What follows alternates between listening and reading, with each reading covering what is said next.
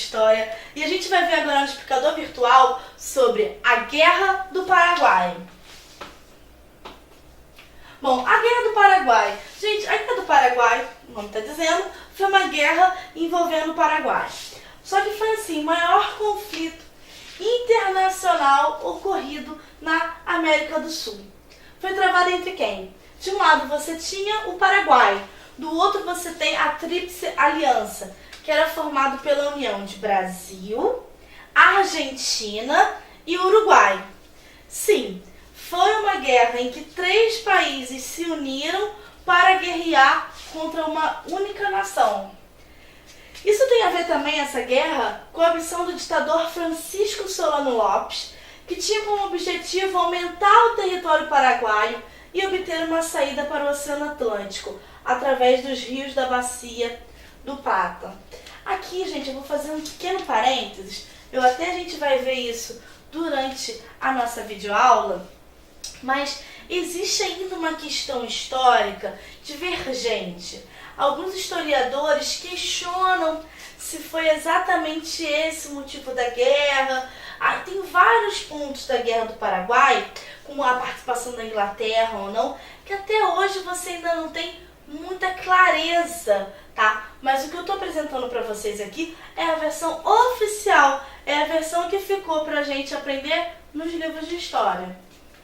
A guerra estendeu-se de dezembro de 1864 a março de 1870. É também chamada de Guerra da Tríplice Aliança, que é chamada assim na Argentina e no Uruguai, e de Guerra Grande no Paraguai.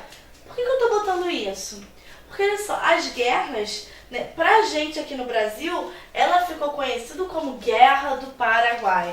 Mas se você for no Paraguai e for perguntar disso, ela é conhecida como a Guerra Grande. E se você perguntar na Argentina e no Uruguai, é conhecido como a Guerra da Tríplice Aliança, tá? Então, as causas. Em represar a intervenção no Uruguai, Francisco Solano Lopes ordenou que fosse apreendido o navio brasileiro Marquês de Olinda. Pausa. Que intervenção é essa? O governo brasileiro, né, interviu no Uruguai, interviu ajudando na questão política, né, interferindo numa questão que estava tendo no Uruguai de mudança política mesmo. E o Paraguai, na figura de Francisco Solano Lopes, não queria essa intervenção brasileira, não achou bacana. E aí mandou apreender o navio Marquês de Olinda, que subia então rumo à província, levando a bordo o coronel recém-nomeado presidente daquela província e o médico Antônio da Luz. Então você tinha o presidente da província e você tinha um médico. A tripulação e os passageiros foram feitos de prisioneiro e enviados onde a prisão, onde todos, sem exceção, passaram fome e maus tratos. Então repara, vamos lá, vamos recapitular. O Brasil tem uma interferência na política, tudo uma questão uruguaia. O ditador paraguaio, né, ele foi contra essa intervenção brasileira. E aí, em represália a isso, manda apreender um navio brasileiro, que estava levando 2 figuras importantes, certo? Com isso, o que acontece? Um rompimento das relações com o Brasil. Além disso, ele também invade o sul de Mato Grosso, que é atual Mato Grosso do Sul. Então, além de romper, de falar não quero mais relações com o Brasil, né, também ataca, também invade parte do território brasileiro. Aí, em 13 de dezembro de 1864, tem a declaração formal de guerra ao Brasil. Até então, tem o que eu falei, tinha esse rompimento das relações e também invasão do território. Só que aqui, em 13 de dezembro, declara formalmente guerra ao Brasil. E aí, em 18 de março de 1865, ele também declara guerra à Argentina. Porque ele que exigia neutralidade no conflito e não permitia que os exércitos paraguaios atravessassem seu território para combater no Uruguai e invadir o sul do Brasil. O que eles queriam? Né? O que ele queria? Que a Argentina era contra essa questão da neutralidade da Argentina. A Argentina falou o seguinte: não tenho nada a ver com a guerra que você está fazendo com o Brasil. Então não vou deixar o seu exército passar aqui no meu território para ir lutar contra o Brasil. Aí o que ele fez? Não, quem não me ajuda também não pode me atrapalhar. Então você agora é meu inimigo também. Então, além de declarar guerra ao Brasil, também declara guerra à Argentina.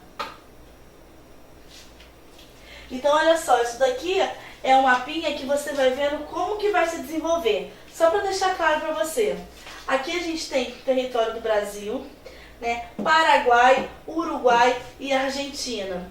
Então, assim, o Paraguai estava querendo atravessar esse pedaço do território para poder lutar aqui em terras brasileiras. Porque quando a Argentina quer manter a neutralidade, não quer participar dessa guerra e acaba que é declarada guerra contra a Argentina também.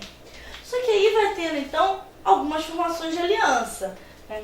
Quando as notícias dos acontecimentos começaram a chegar a Dom Pedro e ao seu Ministério do Rio de Janeiro, capital do Império, as tropas de Solano Lopes penetravam em Corrientes, Argentina, visando Rio Grande do Sul e Uruguai, onde esperavam encontrar apoio dos Blancos. Blancos era um grupo, né, político dentro do Uruguai. O Uruguai, já então governado por Venâncio Flores, instalado pelo governo imperial brasileiro, solidarizou-se com o Brasil e com a Argentina. Então, o Brasil que ajudou, né, a botar o Venâncio Flores no poder do Uruguai, foi aí uma das causas que deixou Solano Lopes de Portugal, que não gostou, e depois vem a declarar guerra ao Brasil. E aí o Uruguai, então, fica ao lado da Argentina e do Brasil contra o Paraguai. E aí é formada, a partir desses três países, a Tríplice Aliança. Em 1º de maio de 1865, Argentina, Brasil e Uruguai formam a Tríplice Aliança. A partir daí, os três países lutam juntos para deter o Paraguai.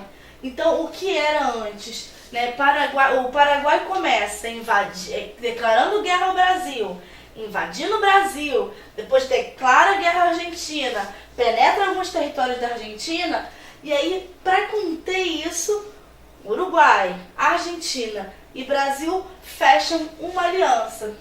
As forças militares da Tríplice Aliança eram, no início de guerra, francamente inferiores à do Paraguai, que contavam com mais de 60 mil homens, esquadra de 23 vapores, 5 navios apropriados à navegação fluvial e a artilharia possuía cerca de 400 canhões.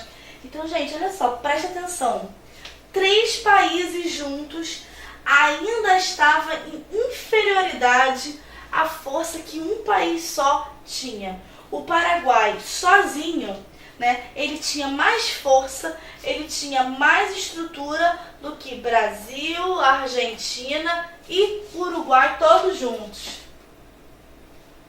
A vantagem dos brasileiros estava na sua marinha de guerra, né? A marinha de guerra você pode pensar que é realmente a frota naval, porque você tinha 42 navios com 239 bocas de fogo, cerca de 4 mil homens bem treinados na tripulação.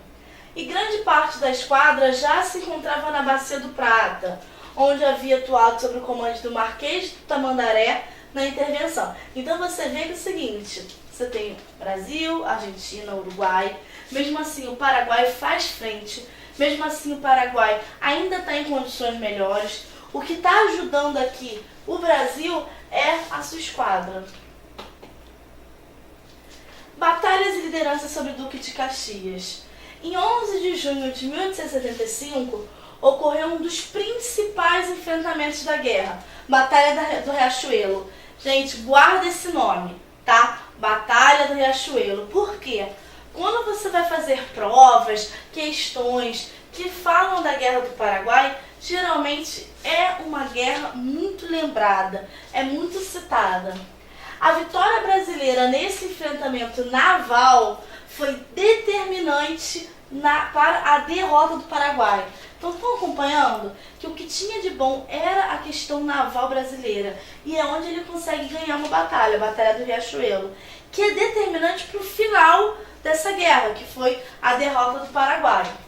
Para compor as tropas do exército brasileiro na Guerra do Paraguai, Dom Pedro II precisou criar um discurso nacionalista para estimular a participação de brasileiros na guerra, além de pôr o alistamento obrigatório. Então, 2 pontos importantes para você estudar sobre a Guerra do Paraguai. Alistamento obrigatório, ou seja, as pessoas têm que participar, e ainda tenta fazer uma campanha nacionalista, de você é muito importante para a nação brasileira, venha se juntar, venha lutar ao lado do exército contra o Paraguai. Entretanto, houve um corpo de voluntários que lutou na guerra. Esse corpo ficou conhecido como Voluntários da Pátria. Hoje é até nome de rua, Rua Voluntários da Pátria. Mas isso era um corpo de voluntários que lutaram na Guerra do Paraguai. Eles foram convocados para auxiliar as tropas brasileiras contra o exército paraguaio, mas a maior parte do contingente de soldados brasileiros foi arregimentada compulsoriamente. Então sim, teve uma parte que foi voluntários da pátria, mas uma grande parte foi compulsória, foi obrigado a ir guerrear, a ir lutar na guerra, tá? Nessa questão, gente, muitos escravos, muita assim, população ou que tinha sido recém-liberto também, participou desse processo indo lutar na guerra. Só que assim, essa guerra, né, você vê que você já tinha dificuldade para você ter pessoal para trabalhar. Então você precisou compulsoriamente. Além disso, né, essa guerra que durou 6 anos, já no 3º ano enfrentava muita dificuldade.